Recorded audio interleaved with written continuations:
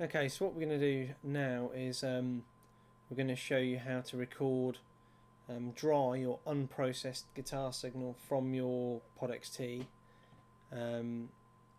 or processed guitar signal, but we're also going to show you how to reamp the unprocessed or the dry guitar signal.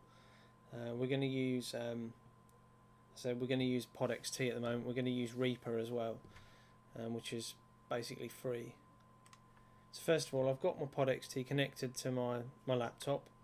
We're going to go into the control panel, have a look at the line 6 applet, the audio MIDI devices, have a look at the inputs and recording tab.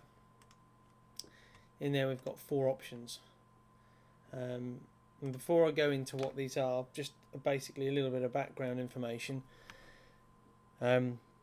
Obviously there's when you play through a Pod XT on its own without it connected to a computer, if you connect your headphones or some speakers to the Pod XT, you're going to hear the processed signal. So it's already gone through the effects processors and the amp simulator. You're going to hear that processed or wet signal. Obviously, if you didn't have any of that and you maybe had it in the tuner mode, you'd hear the dry guitar signal. So basically just the signal that comes straight from your electric guitar, which is called the dry signal or the unprocessed signal. Here you can actually kind of see that going on, and what this setting is talking about is sending the actual processed signal from your guitar through the pod and then to your PC. So here it shows you in block diagrams: guitar input to the effects processor to the computer to record it. Then also what's going to happen is that same processed effects are going to go to the outputs on your pod, so you can plug some speakers in and actually hear it. The same is going to happen, the signal from your computer is going to go straight to the outputs as well. Now that might seem a little bit confusing, but what it's not saying it's going to send the processed effects to your computer and then back out again.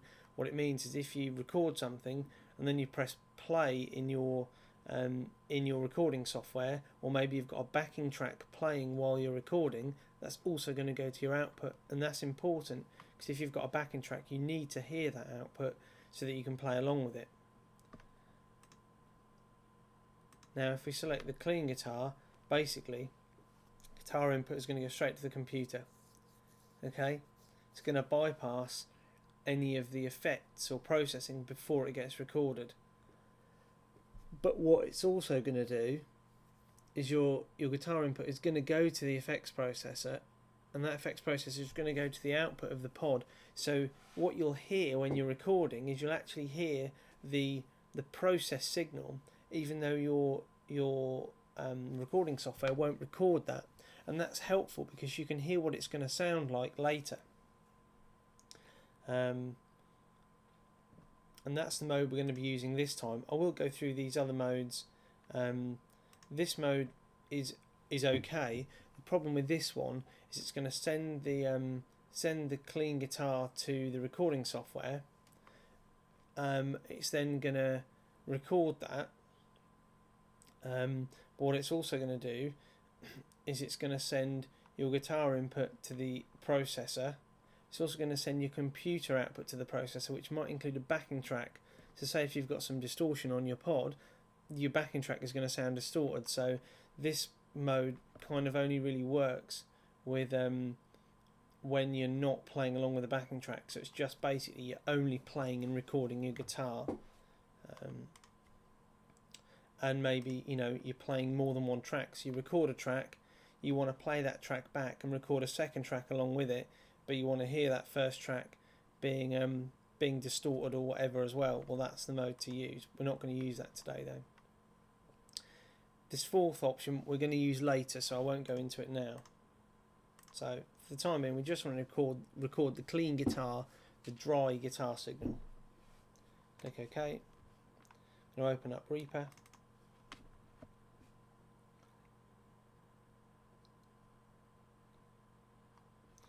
Okay, in Reaper we need to make sure that we're selected on the right audio device. So we go Options menu, then Preferences, go down to Audio Device, we need to make sure it's on an ASIO audio system.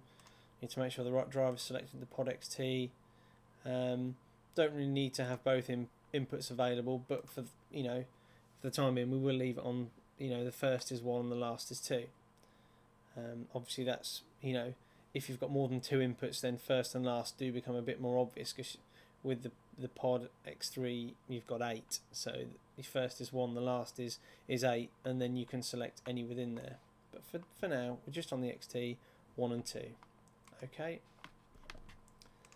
so we need to have a couple of tracks there.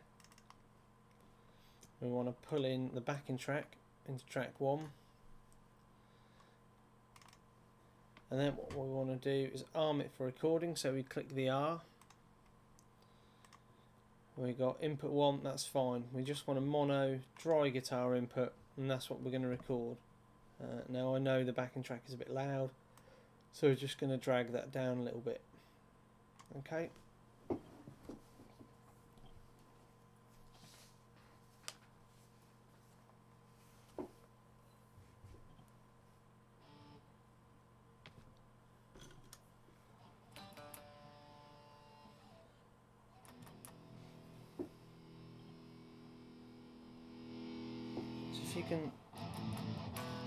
So if you can hear that, that's what I can hear out of my speakers, which is the processed audio signal from the outputs of the pod. Now I'm going to record it now, but what we'll actually hear on the recording is the dry guitar signal.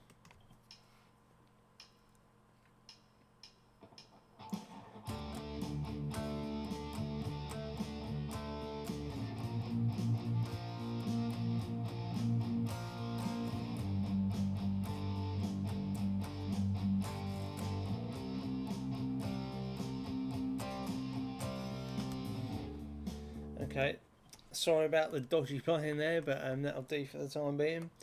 So now if I actually just turn the volume up a little bit and just enable solo mode, so you can only hear the dry track, and play it, you'll actually hear that that is just the...